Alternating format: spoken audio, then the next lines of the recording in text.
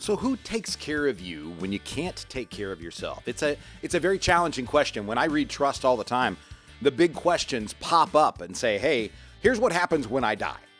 Now, one of the things that you've heard me say on this show many times is the reality of us. Most of us go through a phase where we're unable to care for ourselves before we die. About 10% of us just drop dead. Most of us tend to fade away. Who's going to take care of you along the way? Now, not everybody by a long stretch winds up in long-term care or needing a facility. But if that were to happen to you and your family, we're going to give you some guidance, some things to think about on Consider This program today.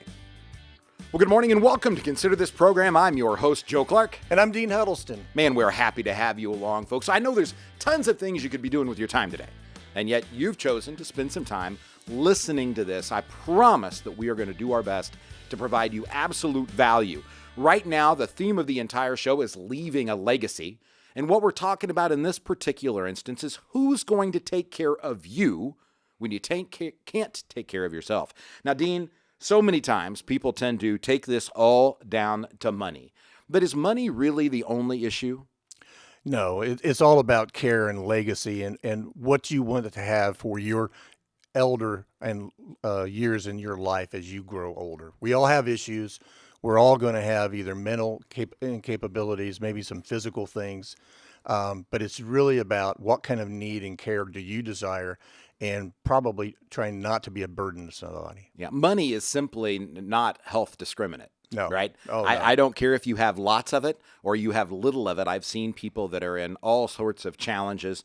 And I will tell you, one of the secrets to life, I do my best to remind myself of this in my journal, is people will give away their health to get wealth.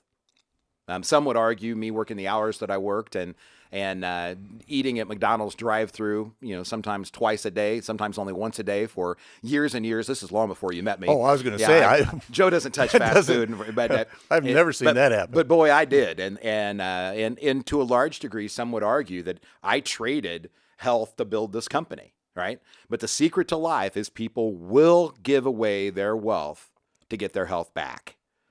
So understanding that, we might as well start early. Now, for some of us, it just is an issue, but we're seeing the number of people who have to go into long care facilities, and I grew up working them. For those of you that are in Lafayette, I was an orderly at the Veterans Home in Lafayette for 2 summers between school and it's this is near and dear to my heart. It's not the same world that we used to live in the past, but many times we get these questions. And so, Dean, you asked me, you gave me the question, is $1 million enough so that your kids don't have to worry? And I'll go ahead and let you answer that. Well, that question is, it depends on what kind of care and facility you need to go to.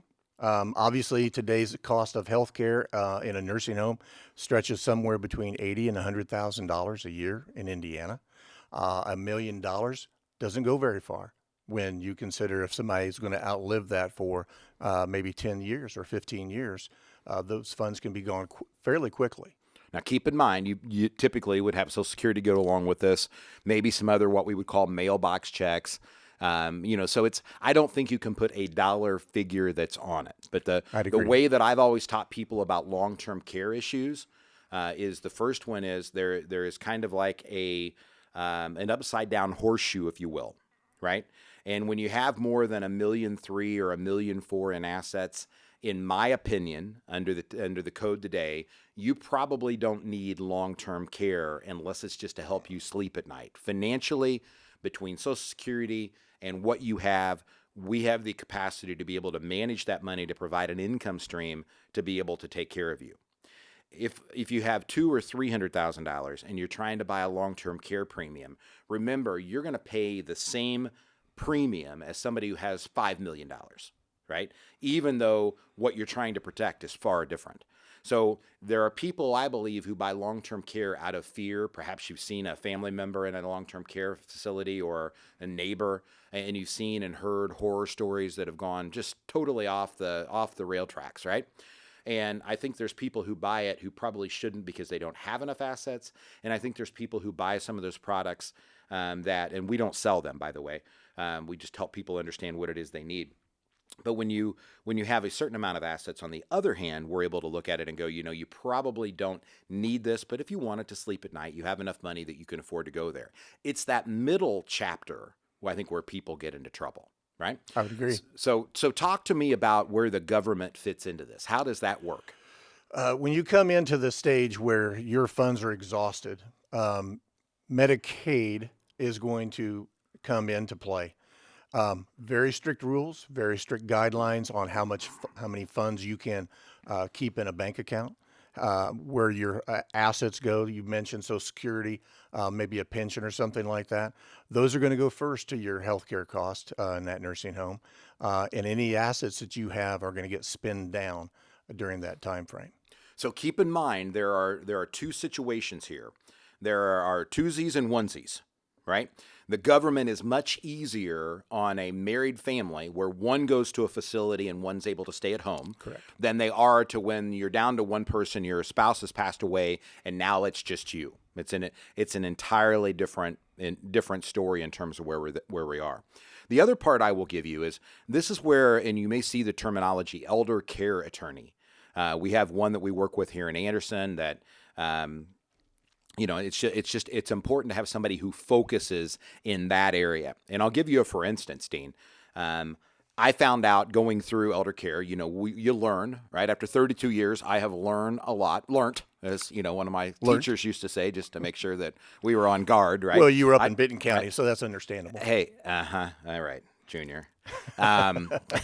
So we learned all sorts of things over the 32-year experience. One of those is if you happen to be going into a facility and you were an active war vet, so you were in the military during active duty, during conflict, there is a whole separate rules for you to be able to have some of this government assistance. Now, the ironic part is what they would tell you to do, an elder care attorney would tell you to do if you were in the Korean conflict, or if you were a war, or if you were in Iraq and Desert Storm in '91, where we're starting to see some of that begin to occur.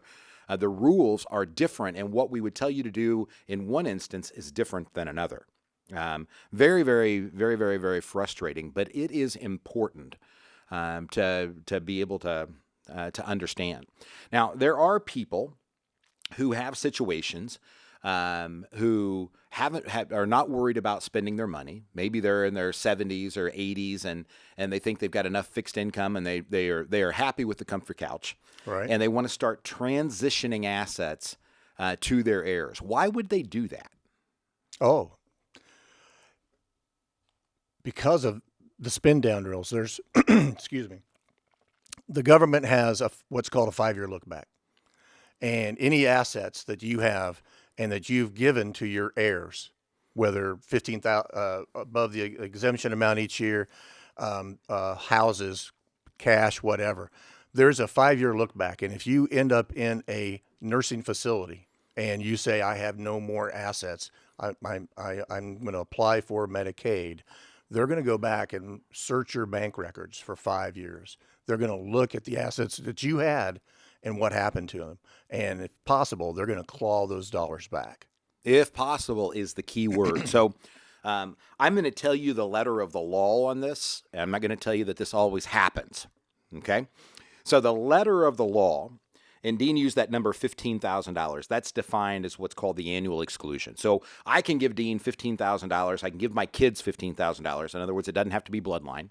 I can give you $15,000 every year. I just can't tell you what to do with the money. So the basic definition of a gift of annual exclusion is that there are no strings attached. I can't tell you what to do with the money. Right? So one of two things happens, and it happens all the time, where kids will come in and they will say, I need to put this in a separate account. Why is that?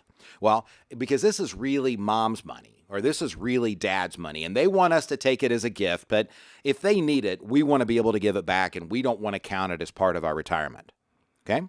There are other people who will get the money, and Dean, they will spend it, the second that arrived, whether Absolutely. It's to pay credit card bills, whether it's to get caught up on car payments, mortgage payments, whatever it is that's out there. Now, the way we're taught about this academically, when I went through my CFP program and some continuing education programs, is that when the IRS does the clawback, and you know, the government does the clawback. I shouldn't say IRS in this case. When the government does the clawback to qualify you for Medicaid, what Dean said was very important. They will attempt to get the money back if they can. Now, if I use the money to take care of my standard of living, to buy groceries, to make house payments, to pay off credit cards, to get caught up on the mortgage, it is really difficult to get the money back. Right? Blood from a stone. And most of the time, from my education, and honestly, we don't have a tremendous amount of experience here. That's why we use attorneys like John Longenacre in Anderson and a couple others in Indianapolis that are elder care attorneys. This is what they do for a living, right? The reason this ends up happening is because it becomes very, very challenging and very, very complex, right? Yep. But when you look at that, if that money's already been spent, nah. Now, on the other hand, they look at me and they go, okay, Joe, why do you have this money in this account that happens to equal $15,000 every year? And it seems to have been a gift that came from, you know, your mom. Tell me about that, you know, and that's going to get clawed back. Again, based on experience, it's not, or based on education, much more so than experience. It's not always what happens. In the old days, this conversation, it is still very, very fearful to people, Dean. Absolutely. They're still very, very concerned with it. But I will tell you, in the old days, this was a much bigger issue. And the reason I say that is because when people had $2 or $3 or $5 or $600,000 or $1 million, it was typically in farm ground or in a business, or they just happened to be very, very, very fortunate. Today, there are an awful lot of millionaires amongst us, except the money is inside of IRAs and 401k plans, right? And that money is not money that you can just give to your kids. That is not money that you can use for a spin down. It's still an asset. It is still going to be used inside of this concept. There's some planning things you can do, but they are very limited. Any last quick words on this, Dean? You have to follow the rules and regulations. You need to be informed about everything that you're doing in your planning. If you don't have somebody in your corner, if you don't have a fiduciary helping you, you need to find somebody. You need to find somebody like Financial Enhancement Group. We're going to put your best interest at mind every time, and we're going to help you sort through the weeds that come in government regulation. Yeah, we very much believe in collaboration, not cooperation. Cooperation is when I say do this and somebody does it. Collaboration is when you have people who are skilled in certain things, certain experiences, working together for somebody's best benefit. And that's why I believe you need to have somebody who doesn't sell products, doesn't get paid commissions, somebody who can represent you as a fiduciary. Call 800-928-4001 or go to yourlifeafterwork.com. Get signed up for your Next Steps meeting. We look forward to meeting you. yourlifeafterwork.com.